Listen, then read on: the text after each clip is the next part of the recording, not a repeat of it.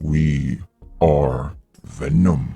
Hey friends, Venom The Last Dance dropped its official trailer a few days ago, and bromance is in the air. Eddie and Venom's relationship seems to grow stronger with every movie, to the point where Eddie can do this tentacle kick attack now. Fun! Tom Hardy is back for the final installment of the Venom franchise, marking an end to one of Sony Pictures' more successful series. Sony Pictures is a divisive company amongst fans of the superhero movie genre, and their Sony Spider-Man universe is especially polarizing, with films like Morbius and Madam Web receiving less than stellar reviews. But amongst them is a shining light that has managed to amass a niche but loyal fan base of goo-loving enthusiasts, with Venom 1 getting an 80% audience score on Rotten Tomatoes, and Venom 2 getting an 84% audience score, which then begs the imperative question, will Venom 3 hold up? Will Venom The Last Dance be good? Tom Hardy seems to think so, with him saying that he's very excited about the movie because they've gone much bigger and that it's a much wider piece with much more love. And that seems to be true from what we've seen in the trailer. This movie seems to have a much bigger spectacle and scale, with Eddie and Venom both trying to escape dangerous figures in their lives. For Eddie, the military, and for Venom, the space monsters that belong to his home. Juno Temple, who will be playing Dr. Payne in Venom The Last Dance, said that it's been a wild, wonderful ride and that she thinks it's gonna be a good one. Juno Temple will almost definitely be one of the antagonists in this film, alongside the space monsters, aka xenophages. Chiwetel Ejiofor's character also seems antagonistic, and Stephen Graham's character is infected with the toxin symbiote, so he's also probably a villain. The wide range of threats in this narrative definitely ups the danger and stakes, so hopefully they're able to handle all the moving parts well and make it not feel bloated. With all the new additions also comes some apparent withdrawals, with prominent actors in the series like Michelle Williams and Reed Scott seemingly nowhere to be seen in the trailer. Neither have also been announced as part of the cast, so it seems like this story won't involve them at all, which I personally think is a little unfortunate because their additions could have heightened the stakes even more and made the story more emotional and personal, so I'm interested to see how the film will explain their absence. David Bowie was paid tribute in the Venom The Last Dance trailer, where they accidentally used his song Space Oddity to convey a sense of bittersweetness and isolation, both of which I'm sure are nods to the story's themes, as we're most likely going to see the departure of the Venom symbiote in one way or another, and I am surprisingly not ready to see that. Eddie and Venom's relationship is so well done that seeing them separate is going to hurt. But on the bright side, Venom Horse, which like this tweet says, is one of the coolest things I've ever seen. The title Venom The Last Dance is a little confusing to me personally because it implies that Venom won't be part of future Sony Pictures projects, like the implied Sinister Six movie that they teased in the Morbius post-credit scenes. A Sinister Six movie without Venom could technically work. We've seen iterations of the Sinister Six without Venom, but then this means we won't get to see Venom and Spider-Man together in the future. So unless Spider-Man appears in Venom The Last Dance, Tom Hardy's Venom and Tom Holland's Spider-Man will most likely never meet on the big screen. Venom The Last Dance looks very fun, but also a lot more sincere and emotional than its first two installments. And that could be because of the director Kelly Marcel, who helped write Venom 1 and 2, and seems genuinely interested in the well-being of the Venom franchise. She said in an interview that Venom 3 is going to be amazing, and that both her and Tom Hardy are passionate about the Venom franchise and love working with each other. So that's pretty reassuring to know that the director of the film actually enjoys the material. Tom Hardy is also of course very passionate about the Venom franchise, and his director and co-star have said that Tom is super dedicated to Eddie and Venom's characters, and he's so excited to tell this story. And we can see in the trailer that he seems to be having a lot of fun. The previous Venom films were interesting and fun to watch. I especially enjoyed Woody Harrelson in Venom Let There Be Carnage, which was a wild film, and I'm glad that Woody Harrelson was willing to be part of it. He unfortunately will not be in Venom 3 of course, but he could always have his own spin-off show exclusively on Hulu or Peacock or Smishmash or Peebo. Have you downloaded Peebo? You gotta get Peebo. Although Woody Harrelson and Carnage won't be in Venom The Last Dance, his offspring, Toxin, will. Patrick Mulligan, played by actor Stephen Graham, was infected by the toxin symbiote and seems to be an antagonistic force in the trailer, saying that as long as Venom lives, everyone, everything will end. So it seems like Venom 3 will have yet another symbiote fight, this time between Venom and Toxin. Or in a turn of events, they could instead team up against the xenophages. The xenophages are creatures from Venom's planet, Clintar, who feasts on symbiotes like Venom and Toxin. With the introduction of the xenophages, some people have speculated that Null will be introduced in this film as well. I kind of like this theory because then they could make a Null franchise after this final Venom film, and then maybe Null can face off against Spider-Man instead. At one point in the trailer, Eddie seems to be in Vegas in a tuxedo. I'm not sure what he's doing there. Maybe he's trying to hide from the military. Fortunately, he seems to escape the military for a little bit, so that's good. Venom also dances with Mrs. Chen, and Eddie is seen slightly hurt inside a damaged helicopter. And the scenes where Eddie's in a white shirt probably take place near the end of the movie, so things seem to go really bad. Venom: The Last Dance has a budget of over $110 million,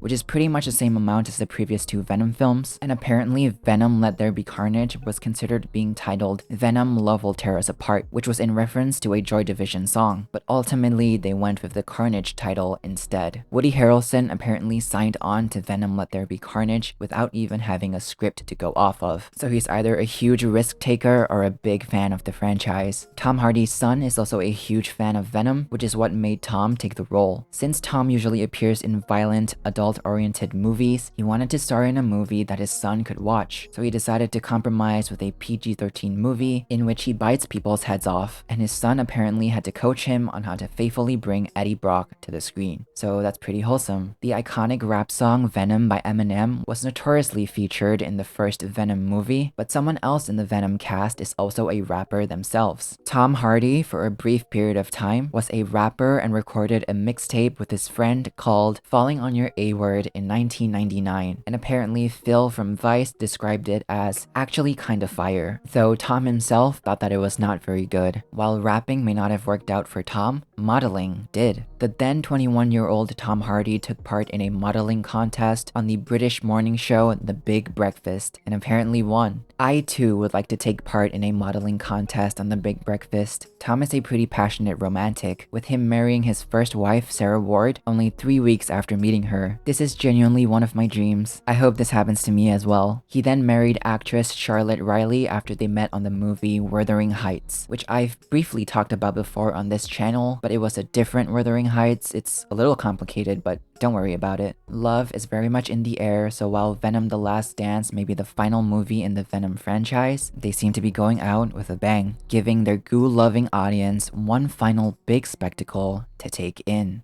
Venom Horse. That is all for this video, my friends. What do you think of Venom: The Last Dance? Will you miss the Venom franchise? Let me know in the comments below. I would love to read your responses. Thank you for watching, and have a wonderful day.